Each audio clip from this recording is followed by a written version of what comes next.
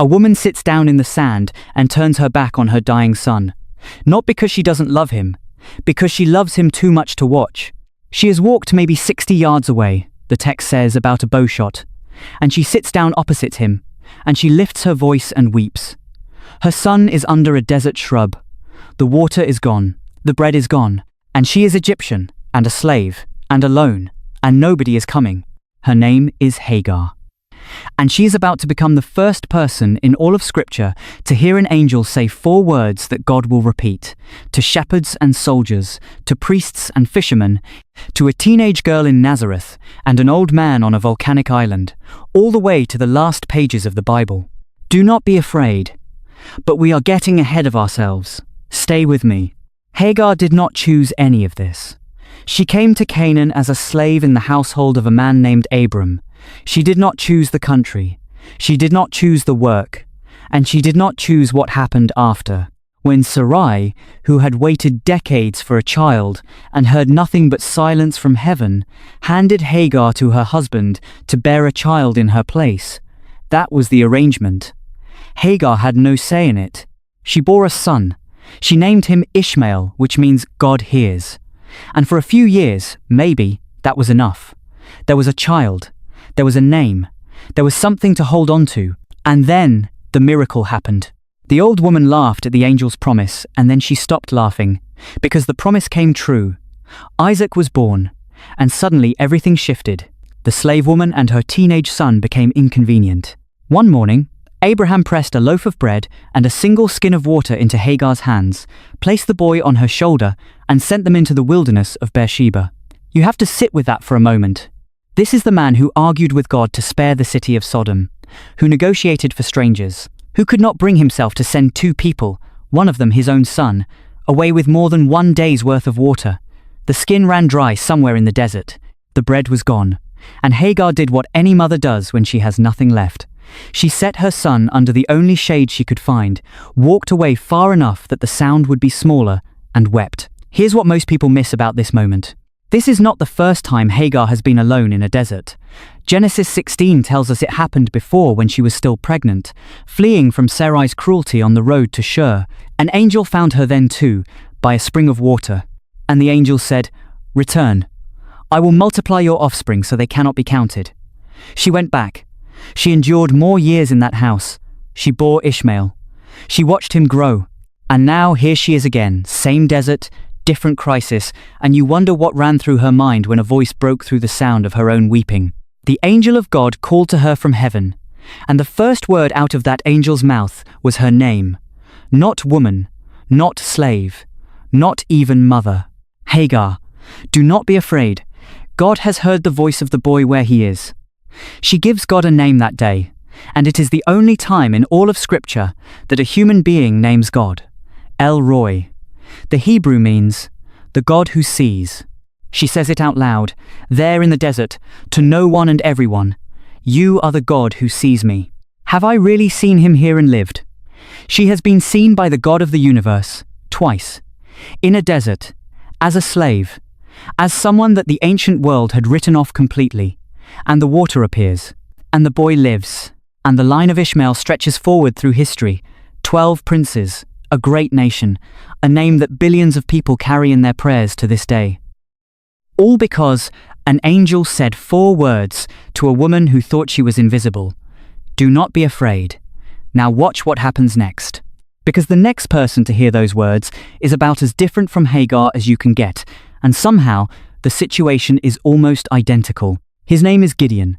He is an Israelite. He has a family, a tribe, a heritage stretching back to Abraham. By every measure of his world, he has what Hagar never had. And he is hiding in a hole in the ground. Judges chapter 6. The Midianites have been raiding Israel for 7 years. Every harvest season, they come with camels, with armies, like locusts, the text says, too many to count. They strip the land bare. And the Israelites have taken to hiding their grain underground, in caves and dens and winepresses carved into the rock.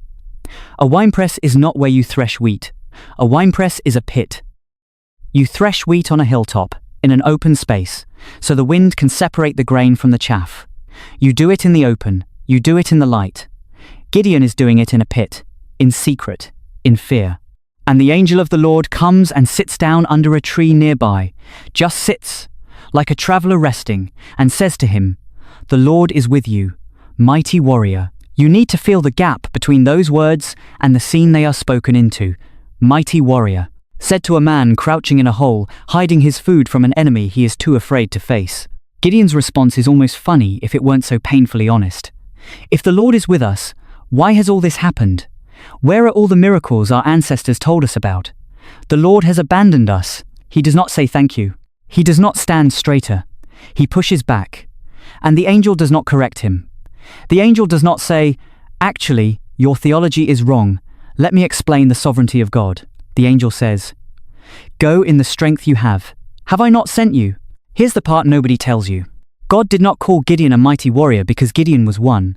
God called him a mighty warrior because that is what Gideon was going to become. The angel was not describing the man in the winepress. The angel was describing the man on the other side of obedience. Do not be afraid is never just a comfort. It is always an assignment. Gideon asks for a sign. He gets one fire from a rock consuming his offering. He builds an altar. He names it Yahweh Shalom, the Lord is peace. And then, piece by piece, one terrifying step at a time, the man from the winepress becomes exactly what the angel called him. But he never stops being afraid. That is the remarkable thing. Gideon asks for sign after sign. The fleece wet, then dry. Dry, then wet. God gives him every sign he asks for, without impatience, without sarcasm. And on the night of the battle, the night 300 men go up against an army too large to count, God sends Gideon down to the enemy camp alone to listen to a dream a Midianite soldier had, not to prepare, not to strategize, to hear a dream, to have one more reason not to be afraid. God understood exactly who Gideon was, and God used him anyway. Pay attention to this, because the pattern is becoming visible. Hagar is unseen. God sees her. Gideon is weak. God calls him strong. What the angel says is always the opposite of what the person believes about themselves. And in every case, the 4 words come before the proof. Do not be afraid, and then watch what happens. Not, here is your evidence, therefore do not be afraid. Trust first, then see. The pattern will hold all the way to the end of the Bible. But before we get there, we need to talk about the strangest angelic encounter in all of Scripture. Because in the book of Daniel, something happens that doesn't happen anywhere else, and it changes everything about how we understand what those 4 words are actually asking of us. Daniel chapter 10. Daniel is an old man now, somewhere in his 80s, scholars estimate. He has survived the fall of Jerusalem, the lion's den, the rise and fall of Babylon, the rise of Persia. He has interpreted dreams for kings who then tried to kill him. He has outlasted every empire that thought it could outlast God. And something is wrong. For 3 weeks, Daniel has been fasting. No pleasant food, no meat, no wine. He is mourning. The text does not tell us exactly why, but scholars point to the return from exile. Only a small number of Jews had gone back to Jerusalem, and the rebuilding was already facing opposition. Daniel, who had prayed toward Jerusalem every day for decades, was carrying the weight of a promise that seemed to be stalling.